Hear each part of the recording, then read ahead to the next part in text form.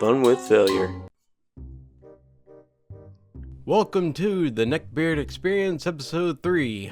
We have 3 stories lined up today.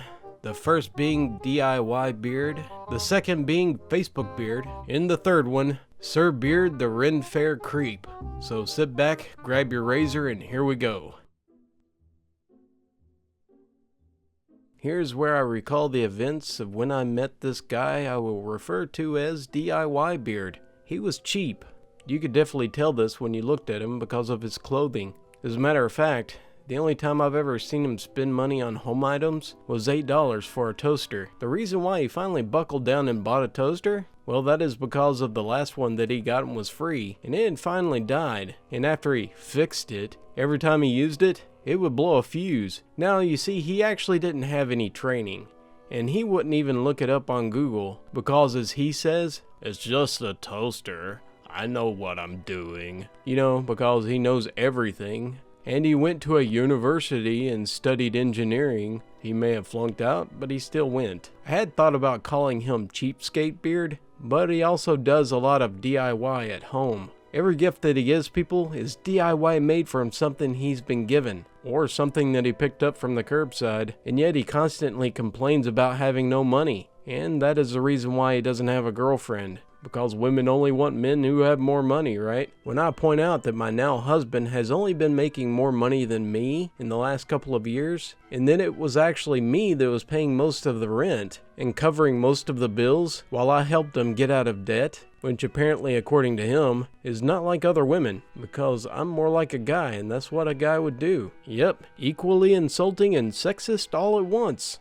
And I wonder why no woman wants him. Now, there's a thing I have to add here. My husband is a country boy, a real country boy. He worked on stations over school holidays growing up, and then spent a few years working on a station before going to university. When we visit, the locals remember him well, and the owners treat him like family. And pre-warning, you should never trust a country boy, especially if he says you can trust him because, for one, he is up to no good. A lot of foreigners still romanticize Australian country boys, and you really shouldn't. They're just like any other person you find anywhere else, because you can get your good and you can get your bad. When me and my partner first met DIYbeard, he didn't know my boyfriend's upbringing, but because DIYbeard grew up a few hours out of the city, he automatically assumed anyone in the city were nothing but city kids. When DIYbeard started literally puffing up his chest and metaphorically beating his hands on his chest to show dominance to my partner, he laughed in his face. Because you see, DIYbeard knows everything about anything to do with what's being manly, or at least anything he considers to be manly. When DIYbeard was showing sexy, yep, that's what I'm going to be calling my husband boyfriend at the time, how to hang up shelves that he had put up in a rental property, he didn't hide that he was unimpressed. DIYbeard notices and he starts going on to describe how he knows what he's doing because he grew up out of the city. Sexy's retort was that it doesn't matter where you grew up, it was the fact that he didn't drill into a stud. You're supposed to drill into a stud so it could distribute the weight throughout the drywall. Because the weight of the cabinets, it would eventually damage enough to fall. 1 month later, and it did. It took a large chunk of wall with it. I have many more stories like this, but they become derivative. Now, as I mentioned before, he actually acts like a 2-year-old and asked why until you just give up. If a female were to ever correct him, let's just say the 2 hours explaining the statement that someone has boxer shoulders is a walk in the park, he will ask you question after question that doesn't make sense until he feels like he's won. And you're wrong for correcting him. I was scrolling through Facebook, and I come across a status from a dude I used to be in the same friends group as. Here's a quick description of him. Well, he's a cross between a fedora-wearing milady guy, and I got booted from the military but still wear the uniform while talking crap about them. I could deal with him before, but the military thing got to me, and I've kept my distance. So he puts up a status to the effect of, if you're married or engaged, unfriend me now, because I don't need the dumb BS, idiots.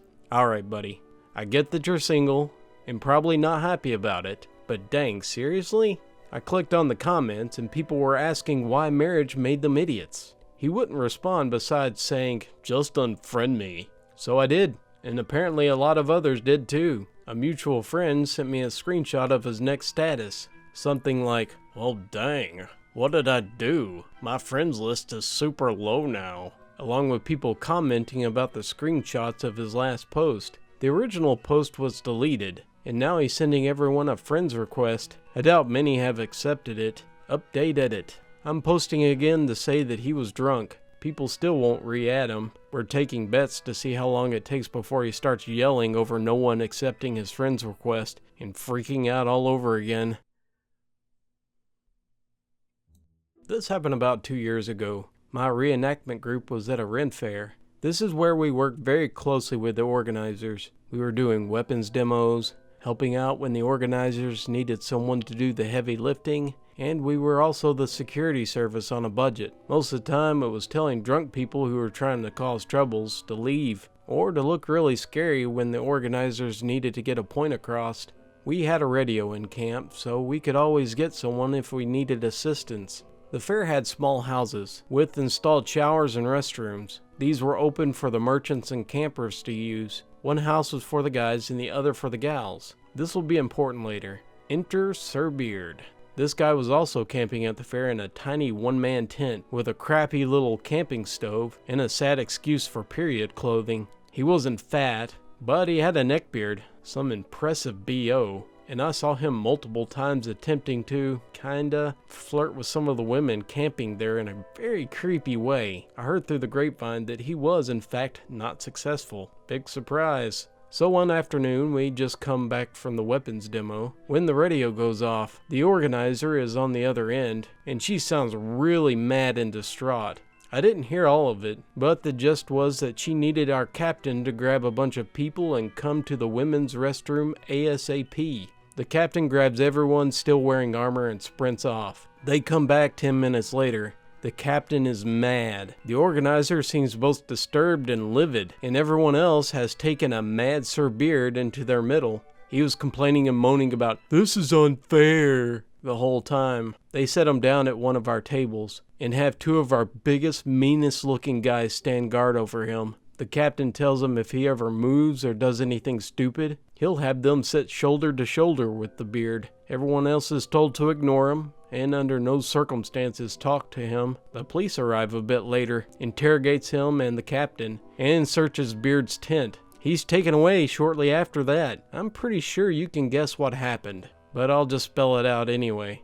The Beard snuck into the woman's shower room. He hid in the stall and proceeded to film the women while they were showering. He had a camera hidden in a pin. From the follow-up, the captain and the police found more creepy pics in the guy's tent and on his laptop, which they confiscated. Well, Sir Beard, welcome to sweet, sweet justice. Have fun in jail. Thanks again for joining me for this presentation of the Neckbeard Experience, Episode 3.